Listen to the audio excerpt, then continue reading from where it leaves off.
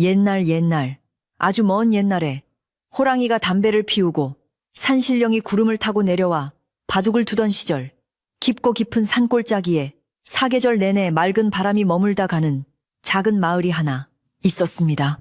이 마을은 산세가 험하고 골짜기가 깊어 외부 사람들의 발길이 뜸했고, 덕분에 마을 사람들은 그들만의 정을 나누며 오순도순 평화롭게 살아가고 있었습니다. 마을 어귀에는 수백 년 묵은 느티나무가 든든하게 버티고 서서 마을을 지키는 수호신 노릇을 했으며, 그 아래로는 맑은 시냇물이 밤낮 없이 졸졸 흐르며 세상의 모든 근심을 씻어내리는 듯 했습니다.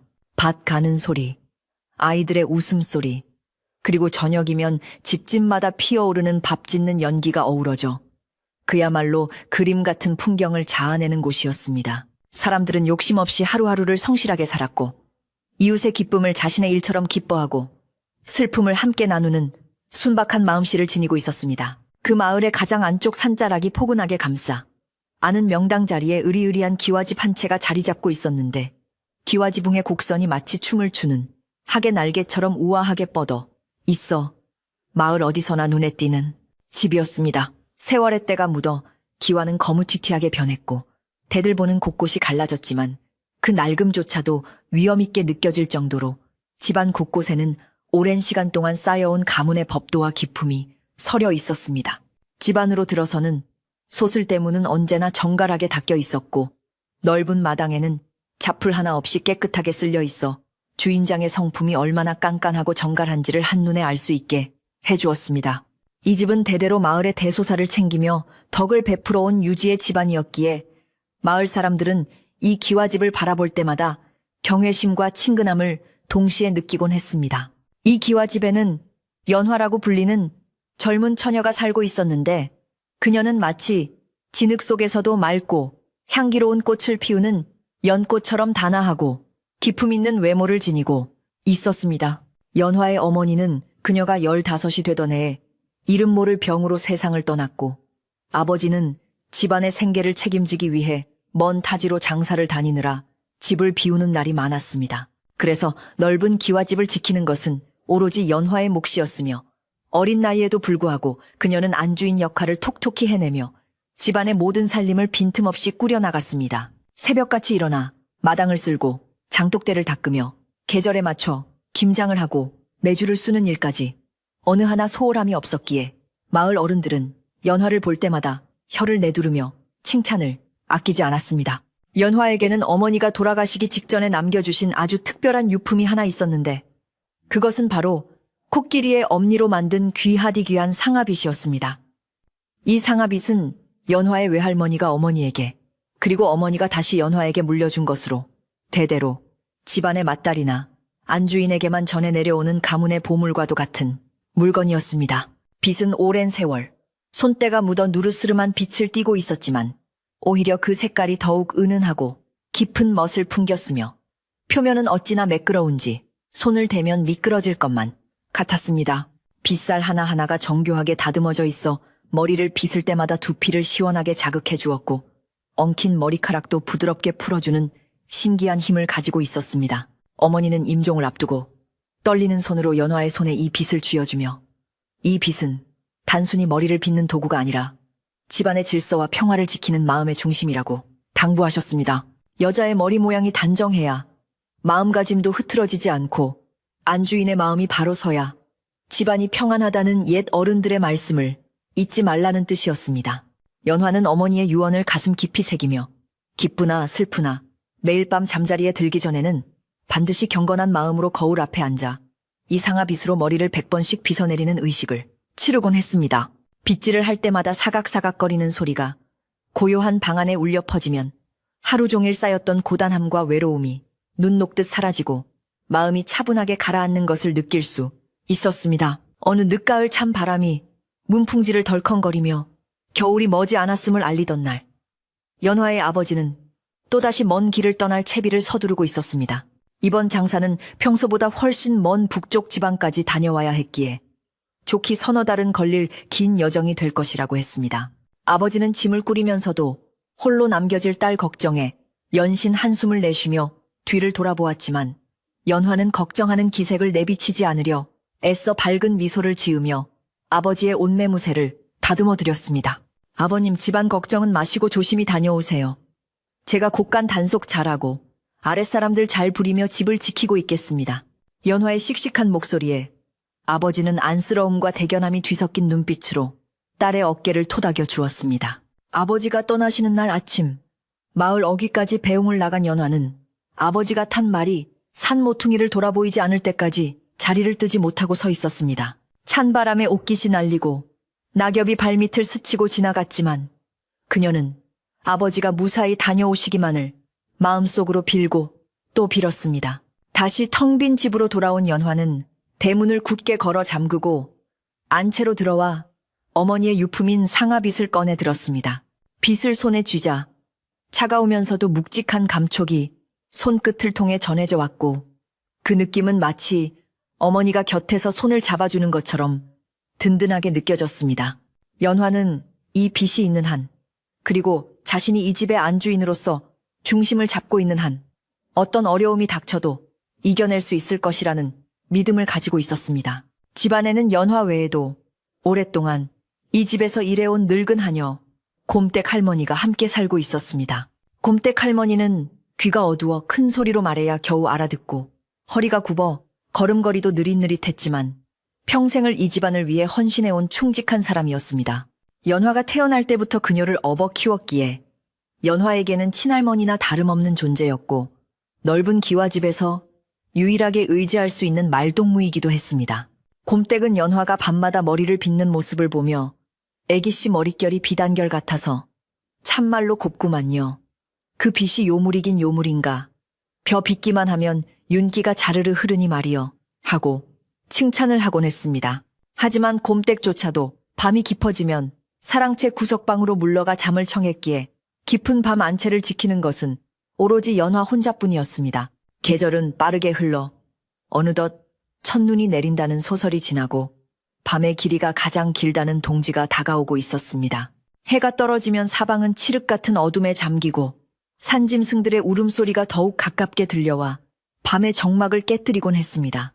연화는 해가 지기 무섭게 집안의 모든 문단속을 철저히 하고 안방에 호롱불을 밝힌 채 바느질을 하거나 책을 읽으며 시간을 보냈습니다. 바람이 세게 부는 날이면 문풍지가 우는 소리가 마치 누군가 문을 두드리는 소리처럼 들려 가슴이 철렁 내려앉기도 했지만 그때마다 연화는 상아빗을 꺼내 머리를 빗으며 놀란 가슴을 진정시켰습니다. 빗살이 머리카락 사이를 지나갈 때 나는 규칙적인 소리는 그녀에게 세상에서 가장 편안한 자장가이자 두려움을 쫓아내는 주술과도 같았습니다. 상아빗은 단순히 머리를 정돈하는 도구를 넘어 연화에게는 일종의 분신과도 같은 존재가 되어가고 있었습니다.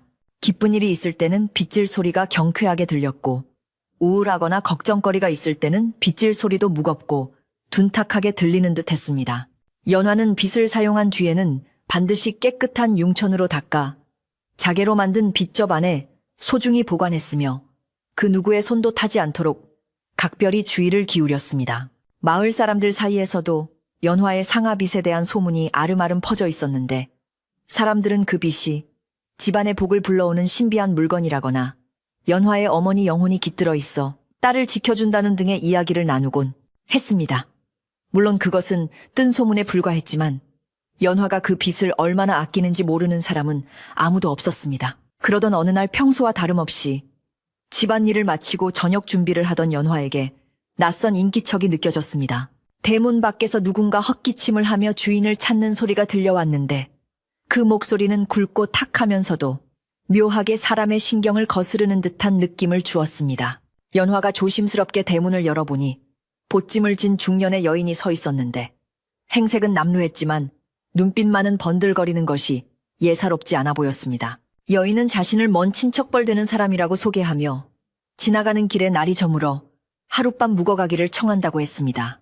연화는 아버지가 안 계신 터라 낯선 일을 드리는 것이 꺼림칙했지만 인정 많은 성품 탓에 차마 갈 곳 없는 나그네를 내칠 수가 없어 사랑채의 빈 방을 내어주기로 했습니다. 이 낯선 손님의 등장은 고요하던 연화의 일상에 작은 파문을 일으키는 계기가 되었습니다. 손님은 다음 날이 되어도 떠날 생각을 하지 않고 오히려 집안일을 거들어주겠다며 안채를 기웃거리는 일이 잦아졌습니다.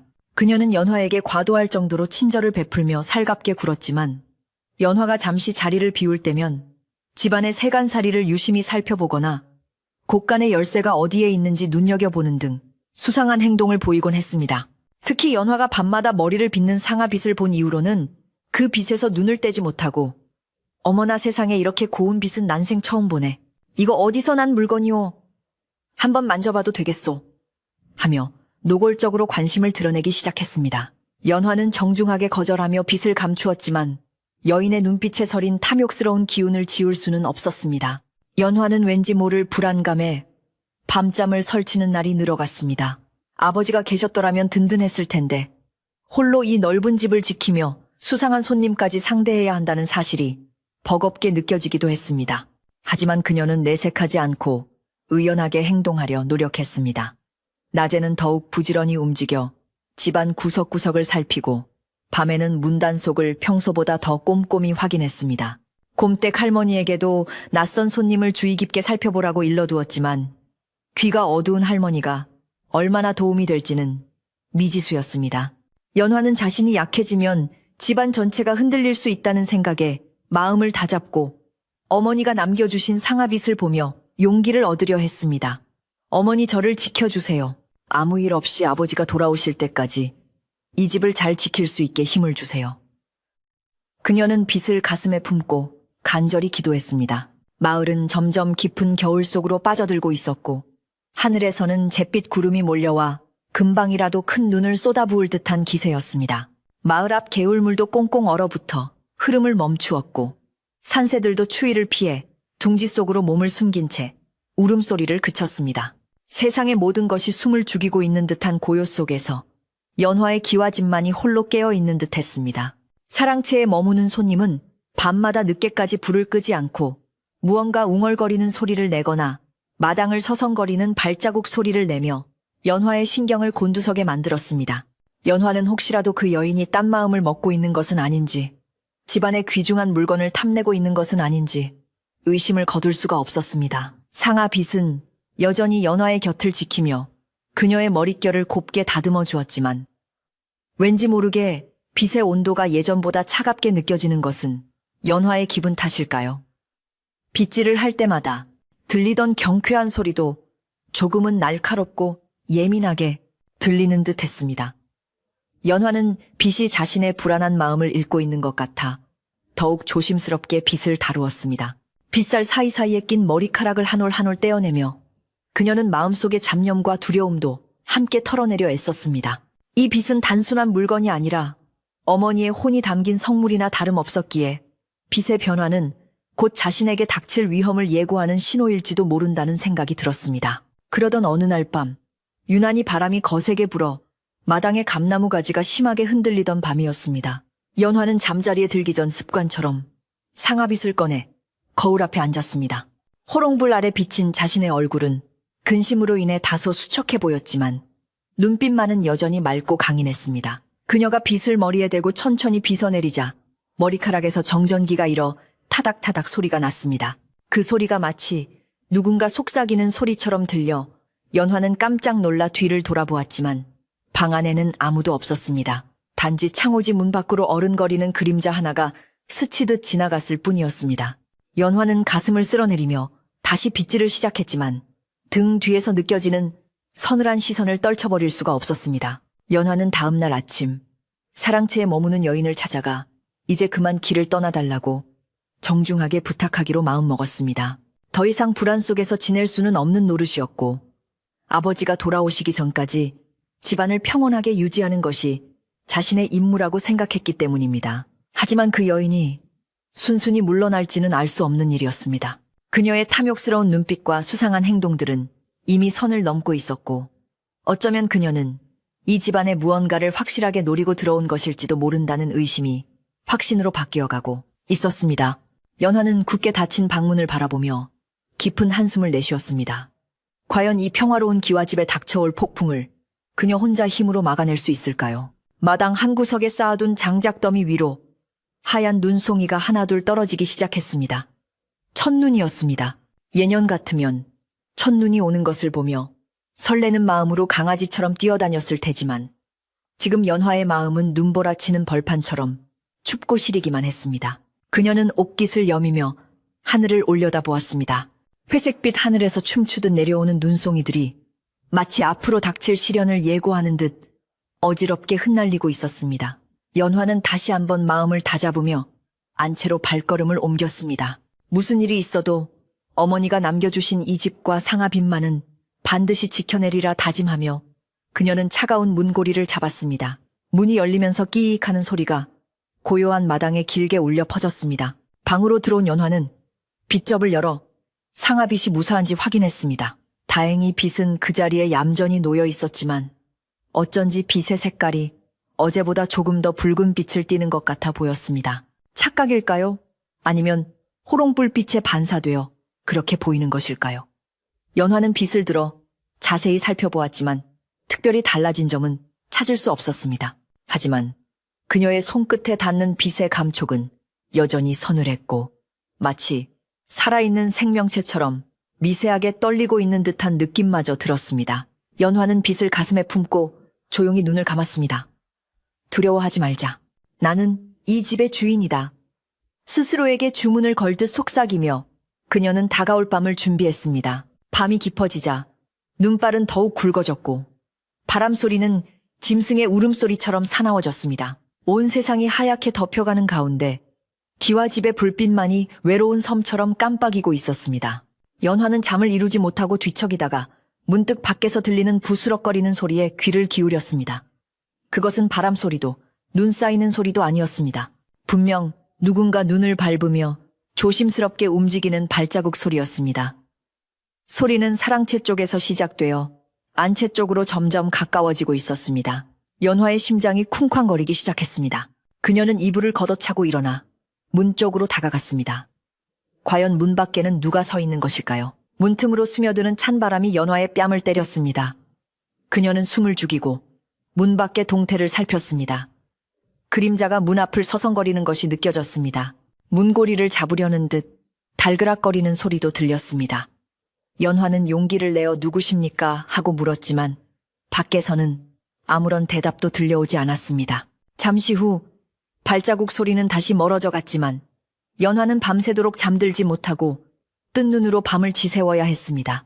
그날 밤 연화의 머리맡에 놓인 상아빗은 어둠 속에서 홀로 희미한 빛을 발하며 주인의 곁을 지키고 있었지만 그 빛은 어딘지 모르게 슬프고 애처로워 보였습니다. 날이 밝자마자 연화는 마당으로 나가보았습니다. 간밤에 내린 눈 위에는 누군가의 발자국이 선명하게 찍혀 있었는데 그 발자국은 사랑채와 안채 사이를 오가며 어지럽게 널려 있었습니다.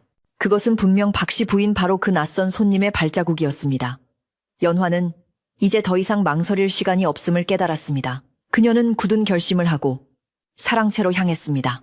하지만 그녀가 사랑채 문을 열었을 때 방 안은 텅 비어 있었고 박씨 부인의 짐도 보이지 않았습니다. 혹시나 하는 마음에 안채로 돌아온 연화는 쏘스라치게 놀라고 말았습니다. 빗접이 열려 있었고 그토록 소중히 여기던 상아, 빛이 감쪽같이 사라져버린 것입니다. 연화의 눈앞이 캄캄해졌습니다. 연화의 가슴이 쿵 하고 내려앉는 소리가 텅 빈 방 안을 가득 메우는 듯했습니다. 어머니의 손때가 묻어 반질반질하던 상아빛이 사라진 자리는 마치 이가 빠진 것처럼 쇠만이 비어 있었고 그 공허함은 연화의 마음속에 거대한 구멍을 만들어 찬바람을 들이치게 했습니다. 그녀는 떨리는 손으로 빈 빗접을 어루만지며 혹시나 자신이 잘못 둔 것은 아닐까, 잠시 헛것을 보고 있는 것은 아닐까 하여 눈을 비비고 다시 보았지만 결과는 마찬가지였습니다. 빛은 분명 사라졌고 그 자리에 남은 것은 희미하게 남아있는 빛의 윤곽과 서늘한 냉기뿐이었습니다. 연화는 다급한 마음에 안방 문을 박차고 나와 사랑채 쪽을 향해 달리기 시작했습니다. 눈 쌓인 마당을 가로지르는 그녀의 발걸음은 다급했고 하얀 눈 위에는 그녀의 불안과 초조함이 고스란히 찍혀 나갔습니다. 사랑채 문이 활짝 열려 있고 방 안이 비어 있었기에 도망친 것이라 생각했지만 부엌 쪽에서 달그락거리는 그릇 소리가 들려왔습니다. 부엌 문을 벌컥 열자 그곳에는 도망친 줄 알았던 박씨 부인이 아무런 일도 없었다는 듯 태연하게 아침상을 차리고 있었습니다. 솥뚜껑을 열어 구수한 밥 냄새를 맡으며 흥얼거리는 그녀의 뒷모습을 보며 연화는 잠시 할 말을 잃고 멍하니 서 있을 수밖에 없었습니다. 박씨 부인은 인기척을 느끼고 뒤를 돌아보더니 연화의 사색이 된 얼굴을 보고는 눈을 동그랗게 뜨며 천연덕스럽게 물었습니다.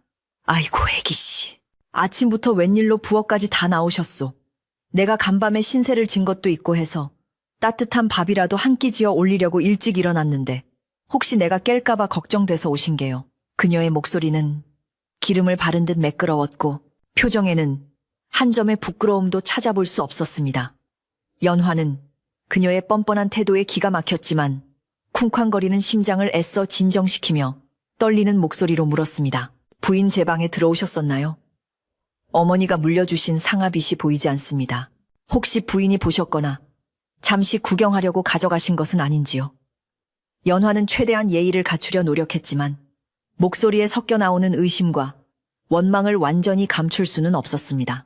그 말을 들은 박씨 부인의 얼굴색이 순식간에 불그락 변하더니 들고 있던 국자를 탕하고 내려놓으며 목소리를 높였습니다. 아니 이게 무슨 소리요?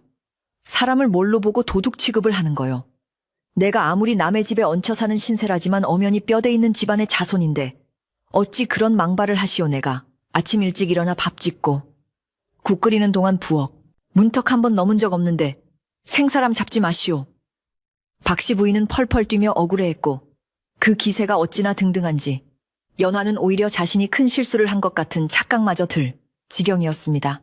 연화는 박씨 부인의 서슬퍼런 반응에 주춤하며 한 발 물러설 수밖에 없었습니다. 심증은 가득하나 물증이 없는 상황에서 더 이상 추궁했다가는 오히려 손님을 박대한다는 오명을 쓸 수도 있었기 때문입니다.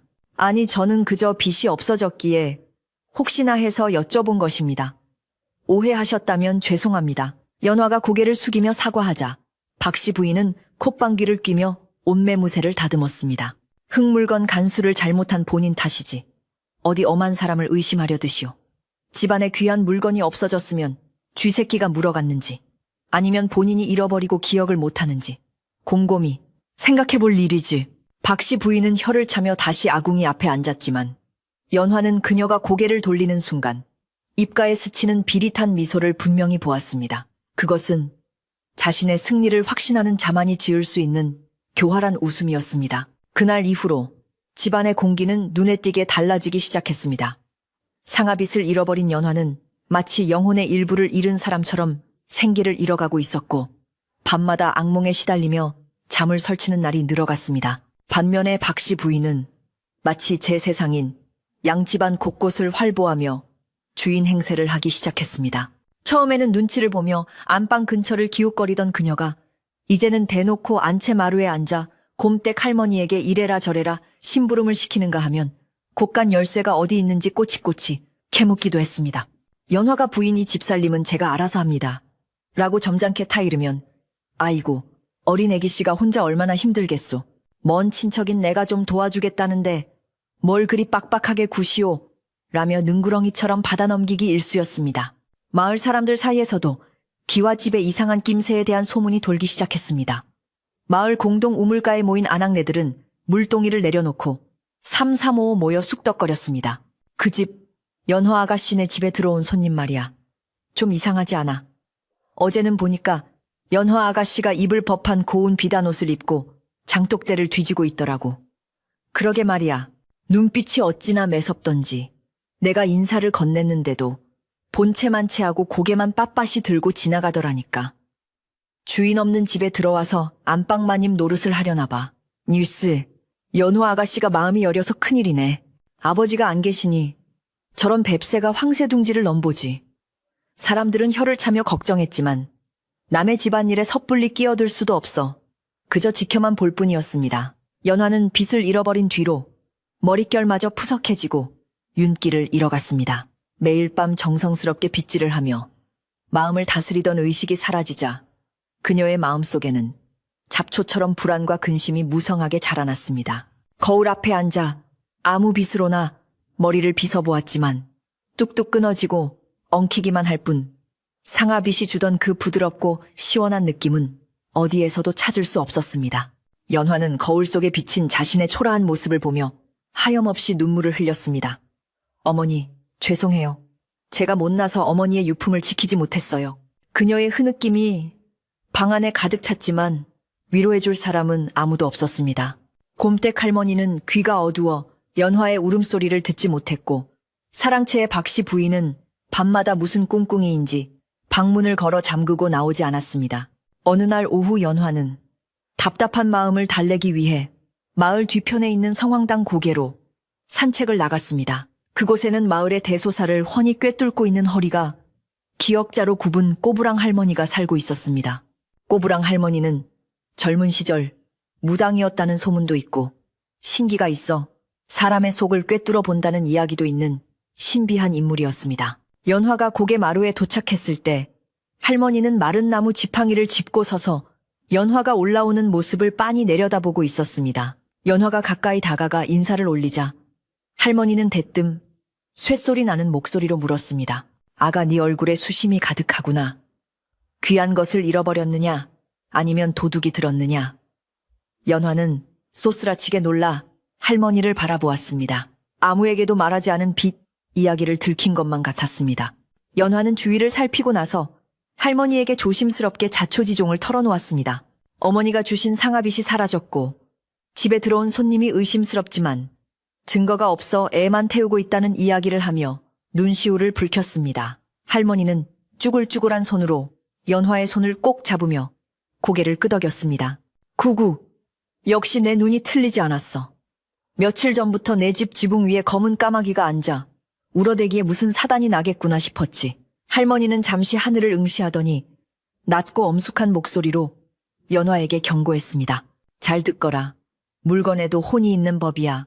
특히 주인의 손때가 오래 묻은 물건은 주인을 알아보고 주인이 아닌 자가 손을 대면 피눈물을 흘리며 곡을 하는 법이다. 피눈물을 흘린다고요. 연화가 되묻자 할머니는 더욱 힘주어 말했습니다. 그렇다. 욕심에 눈이 멀어 남의 것을 탐하는 자는 반드시 그 대가를 치르게 되어 있어. 그 빚은 보통 물건이 아니야.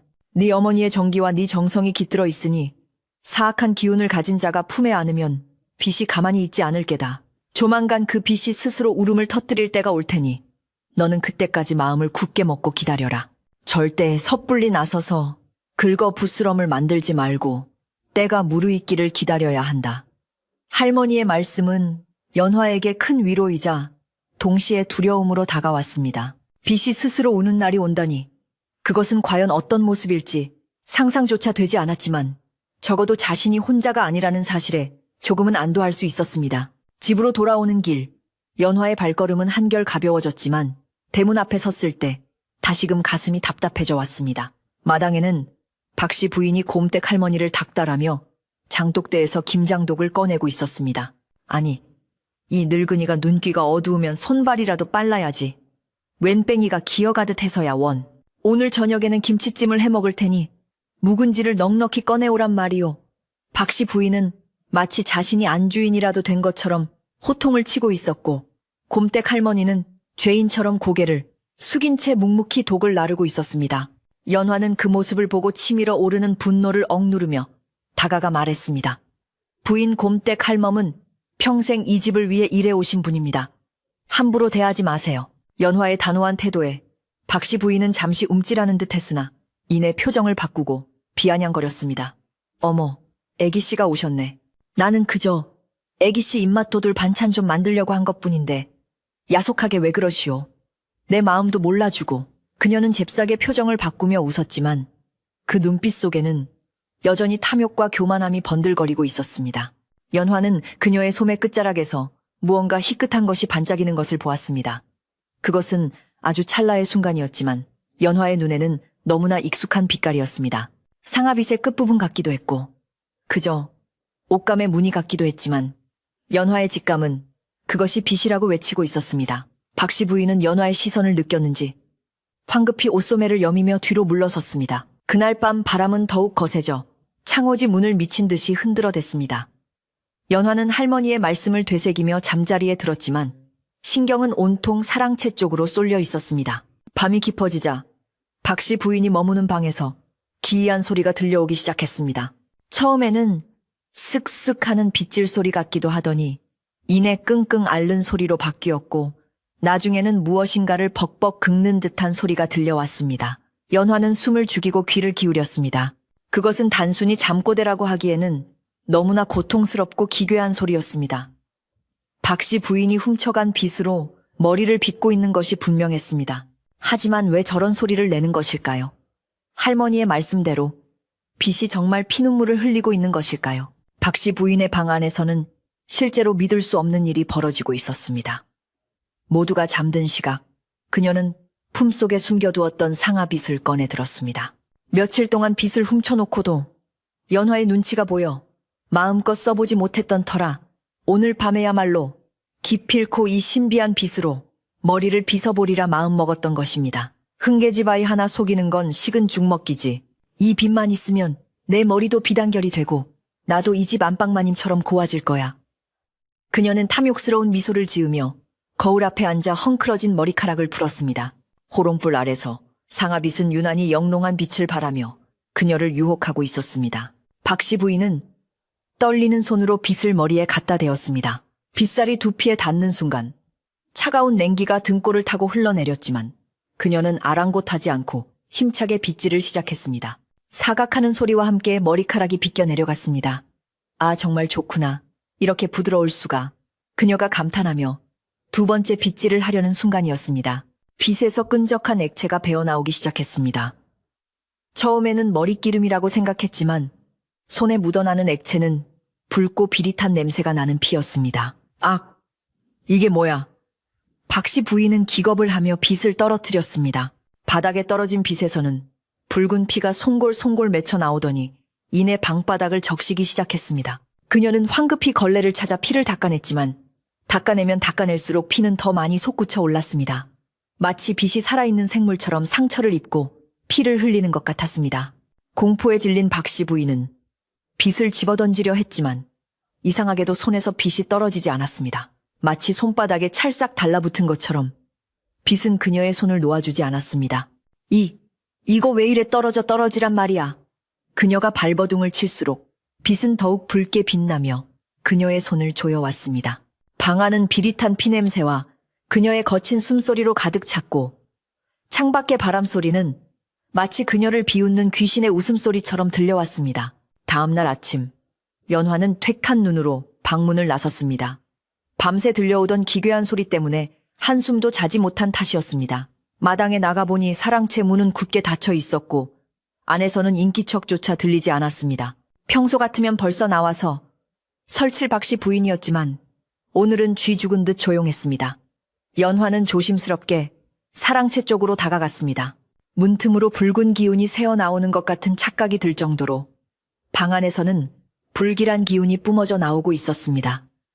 연화는 할머니의 경고를 떠올렸습니다. 때가 되면 빗이 스스로 울음을 터뜨릴 것이다.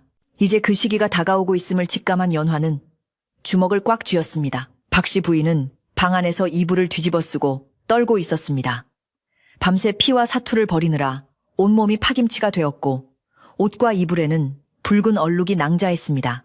다행히 날이 밝자 빗에서 나오던 피는 멈추었지만 빗은 여전히 붉게 물든 채 그녀의 베개맡에 놓여 있었습니다. 그녀는 이 요물단지를 당장이라도 내다 버리고 싶었지만 그랬다가는 자신이 훔쳤다는 사실을 들키게 될 것이고 무엇보다 이 귀한 물건에 대한 미련을 버릴 수가 없었습니다. 밤에만 그러는 걸 거야. 낮에는 괜찮을 거야. 그녀는 스스로를 위로하며 빗을 헝겊에 꽁꽁 싸서 깊숙한 곳에 숨겼습니다. 하지만 그녀의 손은 여전히 덜덜 떨리고 있었고 눈동자는 불안하게 흔들리고 있었습니다. 이 무렵 마을에는 또 다른 소문이 돌기 시작했습니다. 밤마다 연환의 집 사랑채에서 귀신 곡하는 소리가 들린다는 소문이었습니다. 지나가던 나그네가 들었다는 소문도 있었고 밤늦게 마실 다녀오던 이웃집 총각이 들었다는 말도 있었습니다. 그 집 사랑채에 묵는 손님이 귀신이 들렸나 봐. 아니야. 그 집터가 새서 그런 거야. 흉흉한 소문은 삽시간에 마을 전체로 퍼져나갔고 사람들은 연환의 집 근처를 지날 때마다 걸음을 재촉하거나 부적을 붙이고 지나가기도 했습니다. 연환은 이런 소문이 돌수록 더욱 침착해지려 노력했습니다. 이제 곧 진실이 밝혀질 것이라는 믿음이 있었기 때문입니다. 그리고 며칠 뒤 마을의 대보름 잔치가 열리는 날이 다가왔습니다. 이날은 마을 사람 모두가 모여 달집을 태우고 소원을 비는 날이었기에 박씨 부인도 더 이상 방 안에만 숨어 있을 수는 없었습니다. 정월 대보름이 다가오면서 마을은 축제 분위기로 들썩이기 시작했습니다. 사람들은 산에 올라가 솔가지를 꺾어오고 논두렁에 모여 달집을 짓느라 분주하게 움직였습니다. 아이들은 쥐불놀이 깡통을 만드느라 여념이 없었고 아낙네들은 오곡밥과 나물을 준비하며 웃음꽃을 피웠습니다. 마을 전체가 다가올 풍요와 안녕을 기원하며 활기에 차 있었지만 유독 연화의 기와집만이 깊은 침묵 속에 잠겨 있었습니다. 집안을 감싸고 있는 공기는 무겁고 차가웠으며 담장 너머로 들려오는 사람들의 흥겨운 소리조차 이 집의 높은 담벼락을 넘지 못하고 흩어지는 듯 했습니다. 마당의 눈은 아직 녹지 않았고 처마 밑에는 고드름이 날카로운 이빨처럼 매달려 있어 보는 이로 하여금 서늘함을 느끼게 했습니다. 박씨 부인은 그날 밤의 공포스러운 경험 이후로 방 밖으로 나오는 것을 극도로 꺼렸습니다. 그녀는 하루 종일 방문을 걸어 잠그고 이불 속에 파묻혀 있었는데 빗에서 흘러나온 피를 본 충격이 가시지 않았기 때문입니다. 하지만 그녀를 더욱 괴롭히는 것은 빗에 대한 미련과 공포 사이의 갈등이었습니다. 분명 그 빗은 요물이 틀림없었지만 그 영롱한 상아 빛깔과 매끄러운 감촉을 생각하면 도저히 포기할 수가 없었습니다. 그녀는 빗을 싼 천을 장롱 깊숙한 곳에 넣어두고도 수시로 꺼내보며 안절부절 못했습니다. 내가 헛것을 본 게야. 피곤해서 그런 걸 거야.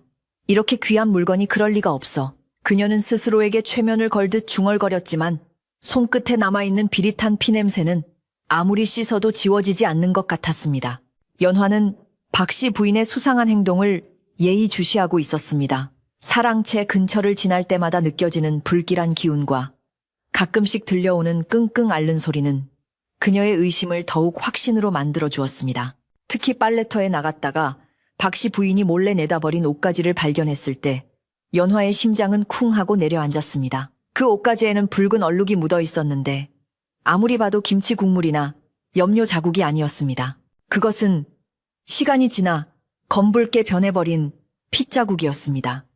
연화는 그 옷을 들고 한참을 서서 생각에 잠겼습니다. 빗을 훔쳐간 것이 박씨 부인이라는 것은 이제 명백한 사실이었고 그 빗이 그녀에게 어떤 해를 끼치고 있다는 것도 짐작할 수 있었습니다. 하지만 연화는 서두르지 않기로 했습니다.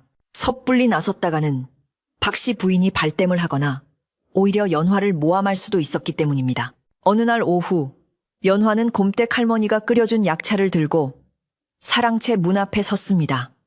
부인 몸이 편찮으시다는 이야기를 듣고 차를 좀 가져왔습니다. 문 좀 열어보시지요. 연화가 조용히 부르자 방 안에서는 잠시 부산스러운 소리가 들리더니 한참 만에야 문이 빼꼼히 열렸습니다. 문틈 사이로 보이는 박씨 부인의 얼굴은 며칠 사이에 반쪽이 되어 있었습니다.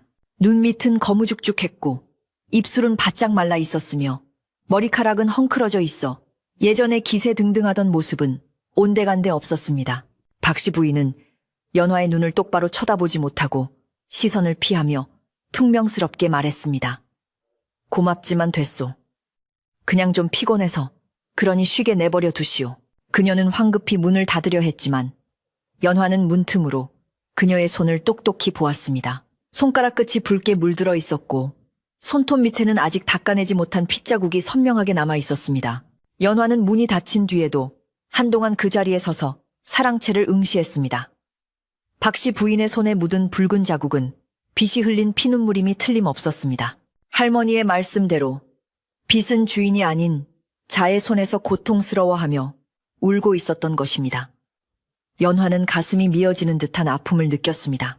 어머니의 소중한 유품이 더러운 욕심에 의해 더럽혀지고 있다는 사실이 견딜 수 없이 괴로웠습니다. 하지만 동시에 연화의 마음속에는 단단한 결의가 싹트기 시작했습니다. 다가오는 대보름날 마을 사람들 모두가 모이는 그 자리에서 모든 진실을 밝히고 빗을 되찾아오리라 다짐했습니다. 그날은 달이 가장 밝게 떠오르는 날이니 어둠 속에 숨겨진 추악한 진실도 달빛 아래 낱낱이 드러날 것이라 믿었습니다. 대보름 전날 밤 마을은 내일 있을 축제 준비로 늦게까지 불이 꺼지지 않았습니다. 집집마다 오곡밥 짓는 냄새가 진동했고 풍물패의 연습 소리가 멀리서 들려와 흥을 돋우었습니다. 그러나 박씨 부인의 방 안은 여전히 냉랭한 침묵만이 감돌고 있었습니다.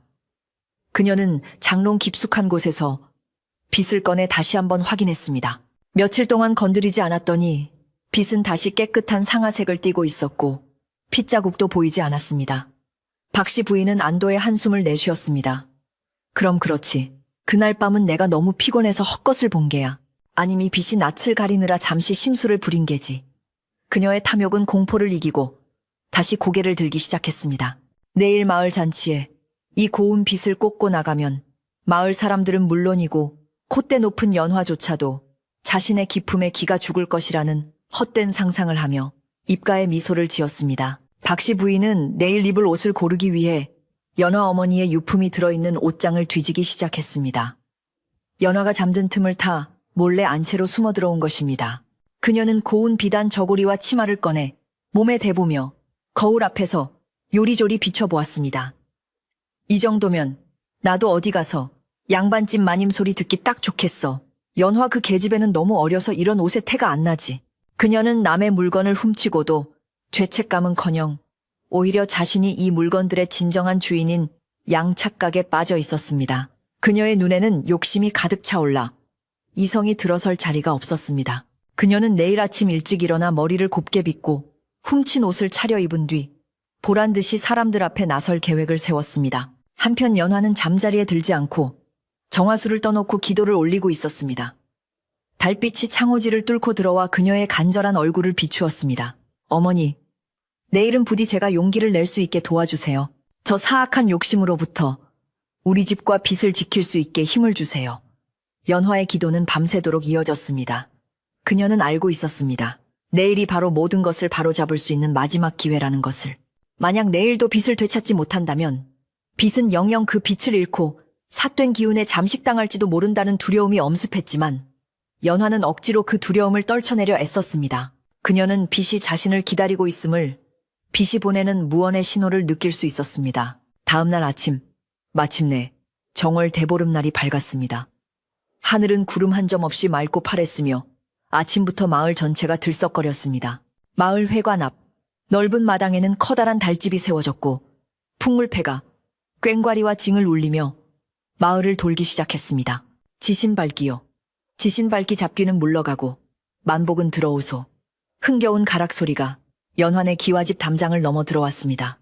연환은 일찍 일어나 목욕재개를 하고 어머니가 생전에 즐겨 입으시던 수수한 무명 치마 저고리를 꺼내 입었습니다. 비록 화려하지는 않았지만 단정하고 기품 있는 차림새였습니다. 그녀는 마음을 가다듬고 사랑채 쪽을 바라보았습니다. 이제 곧 박씨 부인이 나올 시간이었습니다. 사랑채 문이 열리고 박씨 부인이 모습을 드러냈습니다. 그녀의 모습은 가관이었습니다. 연화 어머니의 붉은 비단 치마에 초록 저고리를 입고 얼굴에는 하얗게 분칠을 하여 나이를 감추려 애쓴 흔적이 역력했습니다. 그리고 무엇보다 그녀의 머리에는 연화가 그토록 찾아 헤매던 상아빗이 꽂혀 있었습니다. 햇살을 받은 상아빗은 눈부시게 빛났지만 어딘지 모르게 서늘한 기운을 풍기고 있었습니다. 박씨 부인은 짐짓 우아한 척하며 마당으로 걸어 나왔습니다. 그녀는 연화를 보고 흠칫 놀라는 듯 했으나 이내 뻔뻔한 표정으로 인사를 건넸습니다. 애기씨, 오늘 마을 잔치에 같이 가시죠. 나도 오랜만에 바깥바람 좀 쐬고 싶어서 이렇게 차려입었소. 그녀는 자신이 훔친 옷과 빚을 하고도 전혀 부끄러워하는 기색이 없었습니다. 연화는 박씨 부인의 머리에 꽂힌 빚을 보자마자 가슴이 철렁 내려앉았지만 겉으로는 내색하지 않고 차분하게 대답했습니다. 네 부인, 마침 잘 되었습니다. 저도 같이 가려던 참이었습니다. 연화의 눈빛은 그 어느 때보다 차갑게 가라앉아 있었지만 박씨 부인은 자신의 치장에 도취되어 연화의 표정을 읽지 못했습니다. 두 사람은 나란히 대문을 나섰습니다. 마을 사람들 눈에는 화려하게 치장한 박씨 부인과 수수한 차림의 연화가 대조적으로 보였지만 깊은 면에서는 오히려 연화가 박씨 부인을 압도하고 있었습니다. 사람들은 쑥덕거리며 두 사람을 바라보았습니다. 어머, 저 여자 머리에 꽂은 빗 좀 봐. 저거 연화네 어머니 유품 아니야. 그러게 옷도 안방마님 옷 같은데 저 여자가 왜 저걸 입고 있지? 사람들의 의심 어린 눈초리가 쏟아졌지만 박씨 부인은 그것을 부러움의 시선으로 착각하고 고개를 더욱 빳빳이 들었습니다. 마을 광장에 도착하자 이미 많은 사람이 모여 잔치를 즐기고 있었습니다. 떡과 술이 돌고 사람들은 둥글게 모여 춤을 추며 흥을 돋우고 있었습니다. 박씨 부인은 사람들 틈을 파고들며 자신의 자태를 뽐내려 했습니다. 아이고, 박서방님 오랜만이오. 최진사댁 마님도 오셨네. 그녀는 마치 자신이 이 마을의 안주인이라도 된 것처럼 여기저기 인사를 건네고 다녔습니다. 하지만 빚은 그녀의 머리 위에서 점점 무거워지고 있었습니다. 처음에는 기분 탓인가 싶었지만 시간이 지날수록 빚이 머리를 짓누르는 듯한 압박감이 느껴졌습니다. 마치 커다란 돌덩이를 이고 있는 것처럼 목이 뻣뻣해지고 어깨가 결려왔지만 박씨 부인은 체면 때문에 애써 고통을 참으며 웃음을 잃지 않으려 노력했습니다. 그때였습니다. 풍물패의 장단이 빨라지고 사람들이 환호성을 지르며 달집 태우기를 준비할 무렵 박씨 부인의 머리에서 이상한 일이 벌어지기 시작했습니다. 그녀의 정수리 부근에서 붉은 액체가 한 방울씩 배어나오더니 이내 주르륵 흘러내려 그녀의 하얀 분칠, 한 얼굴 위로 떨어졌습니다. 어머나 이게 뭐야. 옆에 있던 아낙네가 비명을 질렀습니다. 박씨 부인은 깜짝 놀라 이마를 닦았지만 손에 묻어난 것은 선명한 핏자국이었습니다. 아니, 이게 당황한 박씨 부인이 허둥지둥하는 사이 빗에서는 본물 터지듯 피가 쏟아져 나오기 시작했습니다. 붉은 피는 그녀의 얼굴을 뒤덮고 고운 비단 저고리까지 적시며 뚝뚝 떨어졌습니다. 주변에 있던 사람들은 기겁하며 뒤로 물러섰습니다. 세상에, 사람 머리에서 피가 솟구친다. 귀신이다. 귀신이 붙었다. 순식간에 잔치마당은 아수라장이 되었고 흥겨운 풍물 소리도 뚝 그쳤습니다. 박씨 부인은 공포에 질려 비명을 지르며 머리에서 빗을 빼내려 했지만 빗은 마치 뿌리라도 내린 듯 꼼짝도 하지 않았습니다. 살려주세요. 이거 안 빠져요.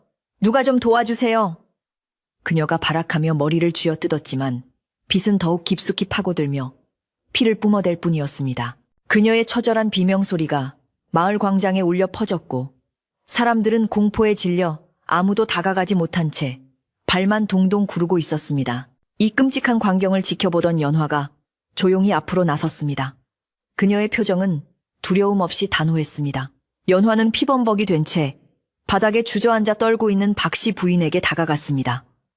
비켜주세요. 제가 하겠습니다. 연화의 목소리는 작았지만 그 안에 담긴 위험은 사람들을 압도했습니다. 사람들이 홍해 갈라지듯 길을 터주자 연화는 박씨 부인 앞에 섰습니다. 박씨 부인은 피눈물로 범벅이 된 눈으로 연화를 올려다보며 애원했습니다. 애기씨, 제발 이것 좀 빼줘요. 내가 잘못했소. 다시는 안 그럴 테니 제발. 그녀의 목소리는 공포와 고통으로 떨리고 있었습니다. 연화는 말없이 박씨 부인의 머리에 손을 뻗었습니다. 신기하게도 연화의 손이 가까이 다가가자 미친 듯이 솟구치던 피가 조금씩 잦아들기 시작했습니다. 연화가 조심스럽게 빗을 잡자 그토록 단단하게 박혀있던 빗이 스르르 힘을 풀고 그녀의 손으로 넘어왔습니다. 빗이 연화의 손에 들어오자마자 거짓말처럼 피가 멈추었고 빗에 묻어있던 피도 순식간에 사라지며 본래의 깨끗한 상아색으로 돌아왔습니다. 이를 지켜보던 마을 사람들은 모두 숨을 죽이고 이 믿을 수 없는 광경을 목격했습니다. 꼬부랑 할머니가 군중 속에서 지팡이를 짚고 나오며 큰 소리로 외쳤습니다. 보아라, 물건이 주인을 알아보고 가짜 주인에게 벌을 내린 게 다 하늘이 무섭지 않더냐. 박씨 부인은 빗이 빠져나간 자리를 감싸 쥐고 털썩 주저앉았습니다. 머리카락은 흉하게 뜯겨나갔고 얼굴과 옷은 피투성이가 되어 몰골이 말이 아니었습니다. 수치심과 공포가 뒤섞여 그녀는 고개를 들 수조차 없었습니다. 마을 사람들의 비난 어린 시선이 화살처럼 그녀에게 꽂혔습니다. 세상에 남의 집 귀한 물건을 훔치더니 천벌을 받았네. 어쩐지 눈빛이 흉하다 했어. 주인 없는 집에서 주인 행세를 하려다 사단이 났구먼. 사람들의 수군거림은 파도처럼 커져갔고 박씨 부인은 쥐구멍이라도 찾고 싶은 심정이었습니다. 연화는 손에 쥔 상아빗을 품에 안고 박씨 부인을 내려다보았습니다. 분노보다는 연민이 느껴지는 눈빛이었습니다. 부인 물건에는 주인의 마음이 깃드는 법입니다. 욕심으로 취한 물건은 결코 자신의 것이 될 수 없습니다. 이제 그만 욕심을 내려놓으세요. 연화의 차분한 목소리는 광장에 모인 모든 사람의 가슴을 울렸습니다. 박씨 부인은 아무 대꾸도 하지 못한 채 흐느껴 울기만 했습니다. 그녀의 탐욕이 부른 참극은 만천하에 드러났고 그녀가 쌓아 올린 거짓된 권위는 모래성처럼 무너져 내렸습니다. 달집이 타오르기 시작했습니다. 거대한 불길이 밤하늘로 치솟으며 어둠을 몰아내고 광장을 대낮처럼 환하게 비추었습니다. 타닥타닥 타오르는 불꽃 소리와 함께 사람들의 환호성이 다시 터져나왔지만 박씨 부인의 귀에는 그 소리가 자신을 꾸짖는 천둥소리처럼 들렸습니다. 연화는 불타오르는 달집을 바라보며 어머니의 빚을 꼭 쥐었습니다. 빚에서는 따뜻한 온기가 전해져 왔고 마치 어머니가 잘했다. 내 딸아, 정말 잘했다라고 속삭이는 것 같았습니다. 연화의 눈에서 참았던 눈물이 한 방울 흘러내려 볼을 타고 흘렀습니다. 그것은 슬픔의 눈물이 아니라 긴장과 두려움을 이겨낸 안도의 눈물이자 집안을 지켜낸 긍지의 눈물이었습니다. 소동이 가라앉은 후 마을 어른들은 박씨 부인을 어떻게 처리할지 논의했습니다. 당장 마을에서 쫓아내야 한다는 의견이 지배적이었지만 연화는 그녀에게 마지막 자비를 베풀기로 했습니다. 날이 밝는 대로 이 마을을 떠나주십시오. 그리고 다시는 이곳에 발을 들이지 마십시오. 연화의 말에 박씨 부인은 감히 고개를 들지도 못하고 연거푸 절을 하며 사죄했습니다. 고맙습니다, 애기씨. 정말 죽을 죄를 지었습니다. 내일 당장 떠나겠습니다. 그녀는 피 묻은 옷을 추스르며 비틀거리는 걸음으로 어둠 속으로 사라졌습니다. 그녀의 뒷모습은 처량하기 그지없었지만 아무도 그녀를 동정하지 않았습니다. 축제는 밤늦도록 계속되었습니다. 달은 쟁반같이 둥글게 떠올라 마을을 비추었고 사람들은 애군을 쫓아낸 기쁨에 취해 더욱 신명나게 놀았습니다. 연화는 집으로 돌아와 곰댁 할머니가 데워놓은 따뜻한 방에 앉았습니다. 방 안에는 다시 평화로운 정적이 감돌았습니다. 그녀는 빗접을 열어 상아빗을 제자리에 놓았습니다. 빗은 언제 그랬냐는 듯 맑고 투명한 빛을 내며 얌전히 누워 있었습니다. 연화는 빛을 바라보며 깊은 숨을 내쉬었습니다. 길고 길었던 악몽이 드디어 끝난 것입니다. 하지만 아직 해야 할 일이 남아 있었습니다. 빛에 묻어있던 삿된 기운을 완전히 씻어내고 집안을 다시 정갈하게 만드는 일이었습니다. 연화는 내일 아침 일찍 일어나 우물에서 정화수를 떠와야겠다고 생각하며 피곤한 몸을 이불에 뉘었습니다. 그날 밤 연화는 꿈을 꾸었습니다. 꿈속에서 어머니가 나타나 연화의 머리를 빗겨주셨습니다. 어머니의 손길은 따뜻했고 빗질 소리는 노래처럼 감미로웠습니다. 연화야, 네가 집을 잘 지켰구나. 이제 아버지가 곧 오실 게다. 걱정 말고 푹 자거라. 어머니의 목소리는 봄바람처럼 부드러웠습니다. 연화는 꿈속에서 행복한 미소를 지으며 깊은 잠에 빠져들었습니다. 기와집 지붕 위로 둥근 보름달이 환하게 비치고 멀리서 들려오는 풍물 소리가 자장가처럼 들려오는 평온한 밤이었습니다. 정월 대보름에 소란스러웠던 밤이 지나고 마을에는 다시금 고요하고 청명한 아침이 밝아왔습니다. 지난밤 광장을 뜨겁게 달구었던 달집 태우기의 열기는 차가운 새벽 공기 속으로 흩어졌고 잿더미만 남은 자리 위로 하얀 서리가 내려앉아 지나간 일들을 덮어주고 있었습니다. 연화는 평소보다 일찍 눈을 떴지만 몸은 깃털처럼 가벼웠습니다. 며칠 동안 그녀의 가슴을 짓누르던 바위 같은 근심이 사라지자 숨쉬는 공기마저 달콤하게 느껴졌습니다. 그녀는 방문을 활짝 열어 젖혔습니다. 문지방을 넘어 들어오는 아침 햇살은 그 어느 때보다 눈부셨고 처마 끝에 매달린 고드름에서 녹아내리는 물방울은 마치 기쁨의 눈물처럼 영롱하게 빛나고 있었습니다. 사랑채 쪽은 쥐 죽은 듯 조용했습니다. 연화가 마당으로 나가보니 박씨 부인이 머물던 방의 문은 굳게 닫혀 있었지만 대문 빗장이 풀려 있는 것으로 보아 그녀가 이미 떠났음을 짐작할 수 있었습니다. 박씨 부인은 나리채 밟기도 전 사람들의 눈을 피해 도망치듯 마을을 빠져나간 것이 분명했습니다. 욕심에 눈이 멀어 남의 것을 탐하다가 큰 망신을 당했으니 더 이상 얼굴을 들고 이 마을에 머물 수는 없었을 것입니다. 연화는 대문 밖으로 나가 멀리 뻗은 신장로를 바라보았습니다. 길 위에는 아무런 흔적도 남지 않았지만 연화는 어쩐지 보찜 하나를 메고 초라하게 걸어가는 박씨 부인의 뒷모습이 눈에 선하게 그려지는 듯 했습니다. 미움보다는 안쓰러움이 앞섰지만 이제 악연이 끝났다는 사실에 안도감이 밀려왔습니다. 연화는 안채로 돌아와 제일 먼저 어머니의 상아빗을 꺼냈습니다. 지난밤 붉은 피를 흘리며 울부짖던 빗은 언제 그랬냐는 듯 본래의 은은한 유백색을 되찾아 얌전히 놓여 있었습니다. 하지만 연화는 빗에 남아있을지 모르는 삿된 기운과 박씨 부인의 탐욕스러운 손때를 깨끗이 씻어내야겠다고 생각했습니다. 그녀는 부엌으로 가서 맑은 물을 한 대야 떠오고 소금을 한 줌 준비했습니다.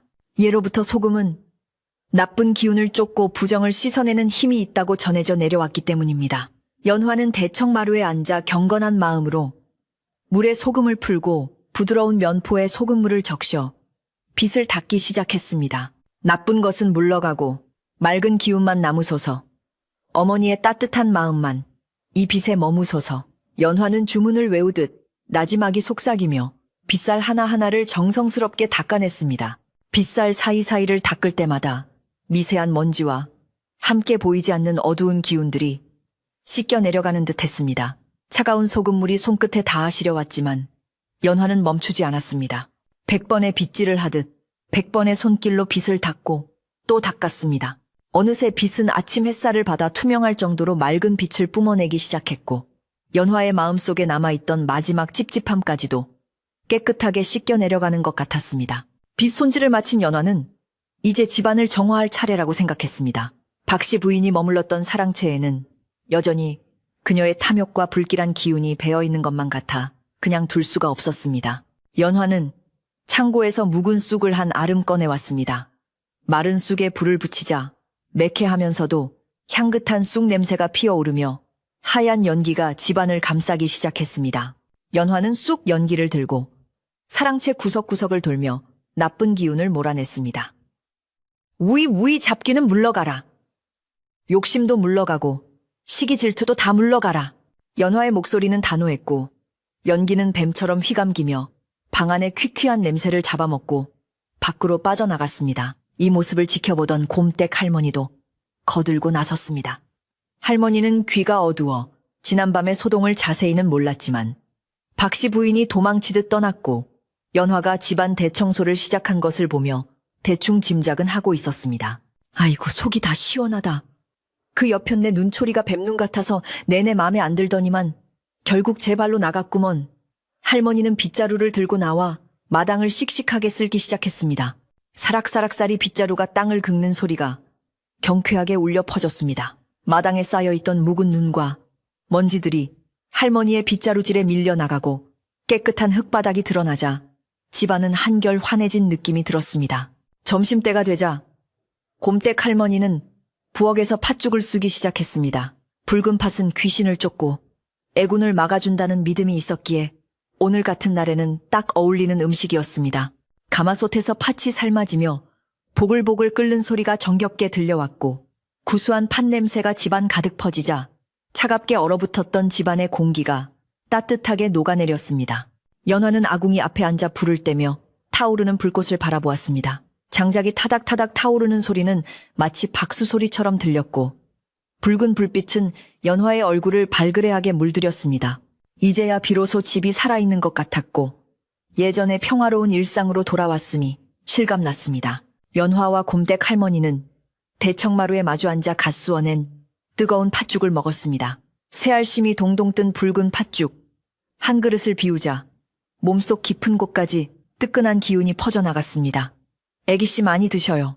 그동안 맘고생하느라 얼굴이 반쪽이 됐구먼. 이제 나쁜 귀신도 다 물러갔으니 좋은 일만 있을게요. 할머니의 투박하지만 정겨운 위로에 연화는 빙그레 웃으며 고개를 끄덕였습니다. 네 할머니, 덕분에요. 이제 아버지만 오시면 우리 식구 모두 모여 더 맛있는 거 해먹어요. 두 사람의 웃음소리가 담장을 넘어 골목길로 흘러나갔습니다. 그것은 참으로 오랜만에 들리는 기와집의 행복한 소리였습니다. 한편 마을 사람들도 연화네 집의 평화를 반가워했습니다. 우물가에 모인 아낙네들은 아침 일찍 박씨 부인이 사라졌다는 소식을 나누며 혀를 찼습니다. 역시 사람은 마음을 곱게 써야 해. 남의 물건 탐내다가 그 꼴이 날 줄 누가 알았겠어. 그래도 연화 아가씨가 마음이 넓어서 그냥 보냈지 관아에 고발했으면 곤장깨나 맞았을 거야. 사람들은 연화의 덕망을 칭찬하며 기와집에 다시 맑은 기운이 돌아온 것을 기뻐했습니다. 밤마다 들리던 기괴한 곡소리가 사라지고 대신 밥 짓는 연기와 사람 사는 냄새가 풍겨오자 이웃 사람들도 안심하고 집 앞을 지나다닐 수 있게 되었습니다. 흉흉했던 소문은 봄눈 녹듯 사라지고 그 자리에 교훈이 담긴 옛 이야기 하나가 새로 쓰이게 된 셈이었습니다. 오후가 되자 연화는 볕이 잘 드는 장독대에 올라가 장독 뚜껑을 열었습니다. 겨우내 갇혀있던 장들이 햇볕을 쐬고 숨을 쉴 수 있게 해주기 위해서였습니다. 반질반질 윤이 나는 항아리들이 나란히 줄지어 서 있는 모습은 언제 봐도 든든했습니다. 연화는 깨끗한 행주로 항아리를 하나하나 닦으며 마음속으로 다짐했습니다. 이제 다시는 이 집의 질서를 흐트러뜨리지 않으리라. 아버지가 피땀 흘려 지켜온 이 터전을 내 힘으로 굳건히 지켜내리라. 그녀의 손길은 더욱 야무져졌고 눈빛은 깊고 단단해졌습니다. 시련을 겪고 난 뒤 땅이 더 단단해지듯 연화 역시 이번 일을 통해 한 뼘 더 성장해 있었습니다.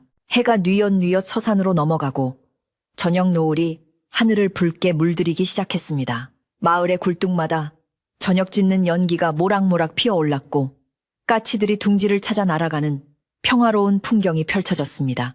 연화는 마당에 빨랫줄에 널어둔 빨래를 걷었습니다. 바람에 잘 마른 빨래에서는 햇볕 냄새와 바람 냄새가 났습니다. 뽀송뽀송한 빨래를 개키며 연화는 문득 아버지가 보고 싶어졌습니다. 지금쯤 어디 계실까? 혹시 눈길에 고생은 안 하고 계실까? 하지만 예전처럼 불안하거나 슬프지는 않았습니다. 집안이 평안해졌으니 아버지도 곧 무사히 돌아오실 거라는 믿음이 가슴 한구석에 자리 잡고 있었기 때문입니다. 밤이 찾아오자 사방은 다시 고요한 어둠에 잠겼습니다. 하지만 며칠 전에 공포스럽고 칠흑 같았던 어둠과는 달랐습니다. 달빛은 은은하게 마당을 비추고 있었고 창호지 문 너머로 새어나오는 호롱불빛은 따뜻하고 아늑해 보였습니다. 연화는 하루 일과를 마치고 안방으로 들어왔습니다. 깨끗하게 정돈된 방, 향긋한 쑥 냄새가 희미하게 남아있는 공기, 그리고 제자리를 지키고 있는 상아빛. 모든 것이 완벽하게 제자리를 찾았습니다. 연화는 거울 앞에 앉아 빗접을 열었습니다. 이제는 두려움 없이, 아니, 오히려 설레는 마음으로 빗을 들어 올릴 수 있었습니다. 연화는 머리를 풀고 천천히 빗질을 시작했습니다. 사각, 사각, 사각. 상아 빗이 머릿결을 타고 내려가는 소리는 마치 고요한 숲속에서 들리는 낙엽 밟는 소리처럼 편안하고 규칙적이었습니다. 빗질할 때마다 머리카락에서 윤기가 흘렀고 엉킨 마음의 실타래도 스르르 풀려나갔습니다. 빗도 주인의 손길을 반기는 듯 손에 착 감기며 부드럽게 움직였습니다. 그래, 바로 이 느낌이야. 연화는 거울 속에 자신을 보며 미소 지었습니다. 빗은 단순히 머리를 빗는 도구가 아니라 연화와 어머니, 그리고 이 집안을 이어주는 끈끈한 연결고리였음을 다시 한번 깨달았습니다. 100번의 빗질을 마친 연화는 빗을 융천으로 닦아 빗접에 넣었습니다. 그리고 뚜껑을 닫으며 나지막이 인사했습니다. 오늘도 고마워. 내일도 잘 부탁해. 그녀는 이불을 펴고 자리에 누웠습니다. 며칠 만에 처음으로 깊고 편안한 잠이 쏟아질 것 같았습니다.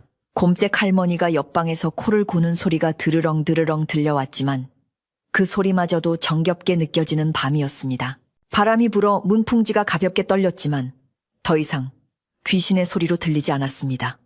그저 겨울바람이 지나가는 소리일 뿐이었습니다. 그 시각 마을 어기산 모퉁이에는 누군가가 등불을 들고 걸어오고 있었습니다. 말발굽 소리가 따각따각 규칙적으로 울리며 고요한 밤의 정적을 깨뜨리고 있었습니다. 먼 길을 돌아 수많은 고개를 넘어 마침내 집으로 돌아오는 발걸음이었습니다. 연화는 꿈결 속에서 그 소리를 들은 듯 잠시 뒤척였지만 이내 편안한 표정으로 깊은 잠에 빠져들었습니다. 집안을 지키는 든든한 상아빛이 그녀의 머리맡에서 영롱한 빛을 내며 그녀의 꿈을 지켜주고 있었기 때문입니다. 모든 것이 제자리로 돌아온 밤. 기와집은 그 어느 때보다 깊고 평화로운 휴식에 잠겨 있었습니다. 겨울이 깊어갈수록 추위는 매서웠지만 연화의 기와집 마당에는 벌써부터 봄이 오는 소리가 들리는 듯 했습니다. 박씨 부인이 떠나고 집안을 정화한 뒤로 꽁꽁 얼어붙었던 땅 밑에서 새싹이 돋아나듯 집안 곳곳에 생기가 돌기 시작했기 때문입니다. 연화는 아침 일찍 일어나 마당을 쓸고 장독대를 닦으며 하루를 시작했습니다. 빗자루가 바닥을 스치는 소리는 경쾌했고 장독 뚜껑에 내려앉은 아침 이슬은 보석처럼 반짝였습니다. 이제 더 이상 밤마다 들려오던 기괴한 소리에 귀를 기울일 필요도 없었고 누군가의 눈치를 보며 방문을 걸어 잠글 필요도 없었습니다. 연화의 얼굴에는 홍조가 돌았고 눈빛은 깊은 샘물처럼 맑고 고요했습니다. 그녀는 대문을 활짝 열어놓고 멀리서 불어오는 바람을 맞으며 누군가를 기다리는 듯 자꾸만 마을 어귀를 바라보았습니다. 그때 마을 입구에 있는 오래된 느티나무 위에서 까치 한 쌍이 날아올라 요란하게 울어댔습니다. 까치까치 설날은 어저께고요. 노래 가사처럼 반가운 손님이 오려나 보다 생각하며 연화가 미소를 짓는 순간 저 멀리 신장로 끝에서 흙먼지가 피어오르는 것이 보였습니다. 처음에는 작은 점처럼 보였던 형체가 점점 커지더니 이내 말을 탄 사람과 짐을 실은 수레의 모습이 뚜렷해졌습니다. 익숙한 옷차림, 익숙한 걸음걸이, 연화의 가슴이 두근거리기 시작했습니다. 그것은 꿈에서도 그리던 아버지의 모습이었습니다. 연화는 신고 있던 버선발로 대문 밖까지 뛰어나갔습니다. 아버지께서 오셨어요. 그녀의 목소리는 기쁨에 겨워 떨리고 있었고 곰댁 할머니도 부엌에서 뛰쳐나와 덩실덩실 춤을 추며 맞이했습니다. 아버지는 먼 길을 오느라 수염이 덥수룩하고 얼굴은 검게 탔지만 눈빛만은 형형하게 빛나고 있었습니다. 말에서 내린 아버지는 달려나온 연화를 와락 껴안아 주었습니다. 내 딸 연화야, 잘 있었느냐? 별일 없었느냐? 아버지의 투박하고 거친 손이 연화의 등을 토닥여주자 연화는 그동안 참았던 눈물을 왈칵 쏟아냈습니다. 무서웠던 기억, 억울했던 순간들이 아버지의 따뜻한 품 안에서 눈 녹듯 사라져버렸습니다. 내 아버지, 오시기만을 기다렸어요. 집안은 아무 탈 없이 잘 지키고 있었습니다. 연화는 눈물을 닦으며 씩씩하게 대답했습니다. 아버지는 대견하다는 듯 연화의 머리를 쓰다듬으며 그 어느 때보다 환한 미소를 지어 보이셨습니다. 아버지가 돌아오시자 집안은 순식간에 활기로 가득 찼습니다. 아버지가 끌고 온 수레에는 북쪽 지방에서 가져온 귀한 약재와 비단 건어물들이 가득 실려 있었습니다. 마을 사람들도 아버지의 귀한 소식을 듣고 하나둘씩 모여들어 인사를 건넸습니다. 아이고, 김대감님, 무사히 다녀오셨구려. 이번 장사는 재미 좀 보셨소. 덕분에 무탈하게 다녀왔습니다. 우리 연화가 집단속은 잘했는지 모르겠소. 아버지는 사람들에게 넉넉한 인심을 베풀며 가져온 물건들을 조금씩 나누어 주었습니다. 마을 사람들은 연화가 겪었던 일을 알기에 아버지가 돌아온 것을 제일처럼 기뻐하며 덕담을 아끼지 않았습니다. 기와집 마당은 다시금 사람들의 웃음소리와 정겨운 대화로 시끌벅적해졌습니다. 짐 정리가 어느 정도 끝나고 날이 저물자 아버지와 연화는 따뜻한 아랫목에 마주 앉았습니다. 곰댁 할머니는 아버지가 좋아하시는 음식으로 상다리가 휘어지게 저녁상을 차려내왔습니다. 김이 모락모락 나는 쌀밥에 구수한 된장찌개, 노릇노릇하게 구운 조기, 그리고 각종 산나물들이 입맛을 돋우었습니다. 아버지는 숟가락을 들기 전에 연화의 얼굴을 가만히 들여다보셨습니다. 떠날 때보다 한층 더 성숙해진 딸의 모습에서 아버지는 연화가 그동안 겪었을 마음고생을 짐작할 수 있었습니다. 연화야, 내가 없는 동안 무슨 일이 있었던 게냐? 내 눈빛이 예전보다 훨씬 깊어졌구나. 아버지는 부드럽게 물으셨습니다. 연화는 조심스럽게 지난 몇 달간 있었던 일들을 아버지에게 털어놓았습니다. 박씨 부인의 방문부터 시작해 상아빗이 사라진 일 밤마다 들려오던 기이한 소리, 그리고 정월 대보름날 광장에서 있었던 빗의 심판까지 하나도 빠짐없이 차분하게 이야기했습니다.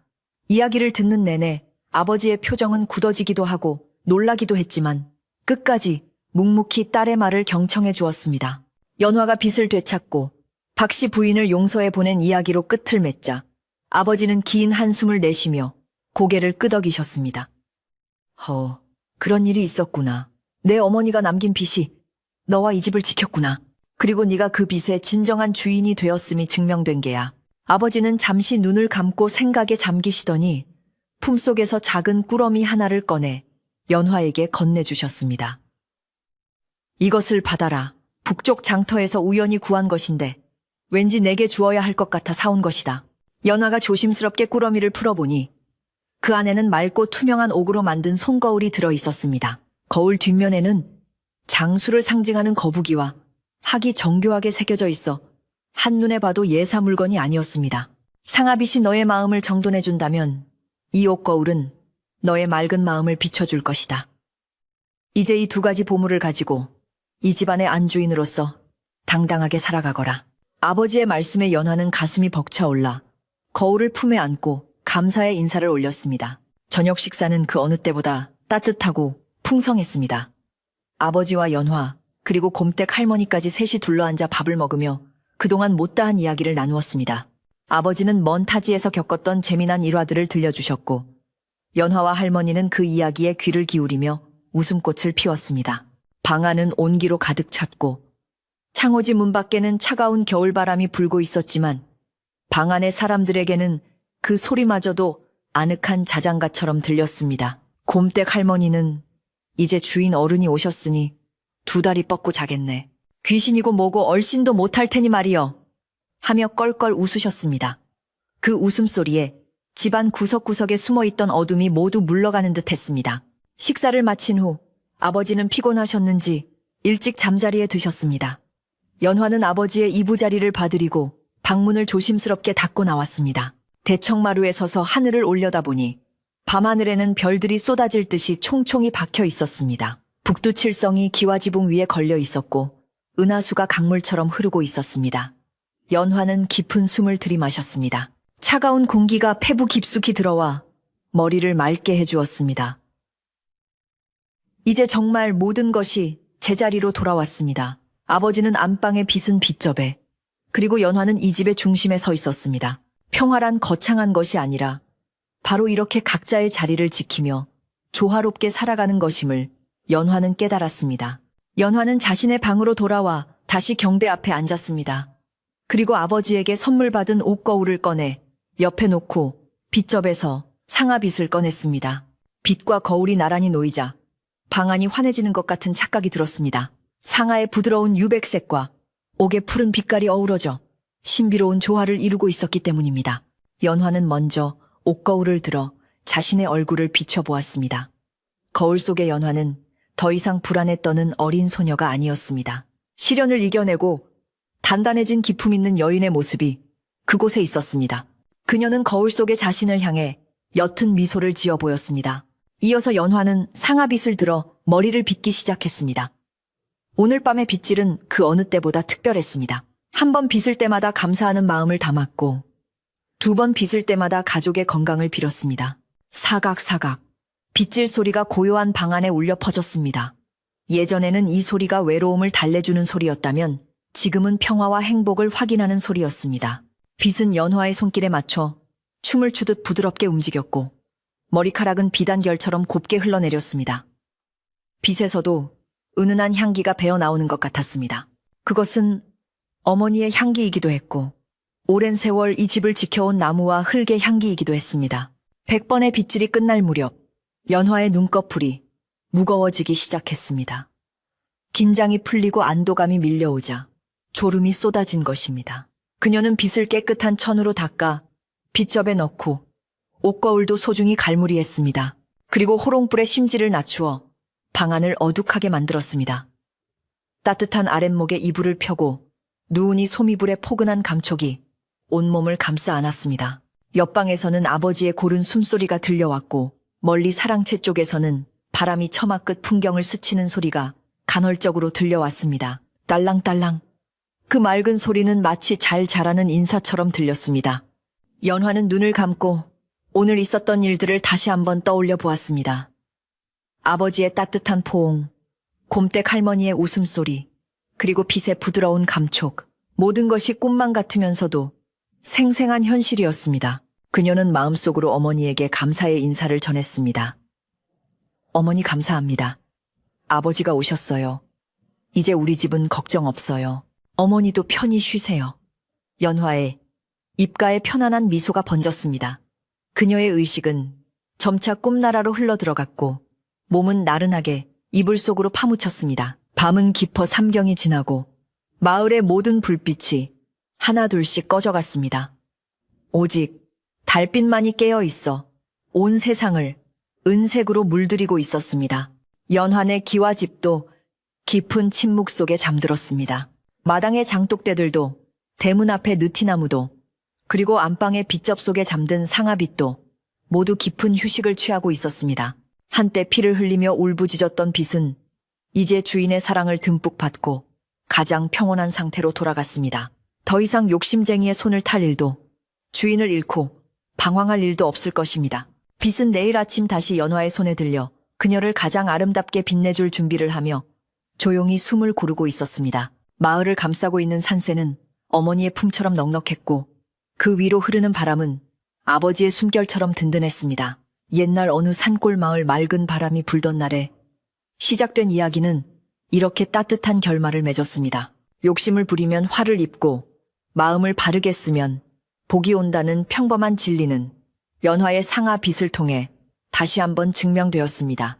이제 이 이야기는 마을 사람들의 입을 통해 전해지며 잠 안 오는 아이들의 머리맡에서 고단한 하루를 마친 어른들의 술자리에서 오래오래 기억될 것입니다. 연화가 빗질을 멈추고 잠이 든 것처럼 이제 여러분도 하루의 근심과 걱정을 모두 내려놓을 시간입니다. 상아빗이 나쁜 기운을 걸러내고 윤기 나는 머릿결만 남기듯 오늘 밤 여러분의 꿈자리도 맑고 고운 일들로만 가득 채워지기를 바랍니다. 바람소리도 자장가로 변하고 달빛도 이불이 되어 덮어주는 이 밤. 세상 모든 것이 평화로운 잠의 세계로 빠져듭니다. 고요한 산골 마을의 기와집, 따뜻한 아랫목에서 들리는 아버지의 숨소리와 연화의 편안한 꿈속으로 우리도 함께 들어가 볼까요? 내일 아침이면 밝은 해가 떠오르고 또다시 새로운 희망이 빗질처럼 가지런하게 우리를 기다리고 있을 테니까요. 그러니 이제 무거운 눈꺼풀을 닫고 깊고 깊은 단잠에 드시길 바랍니다. 안녕히 주무세요. 편안한 밤 되세요.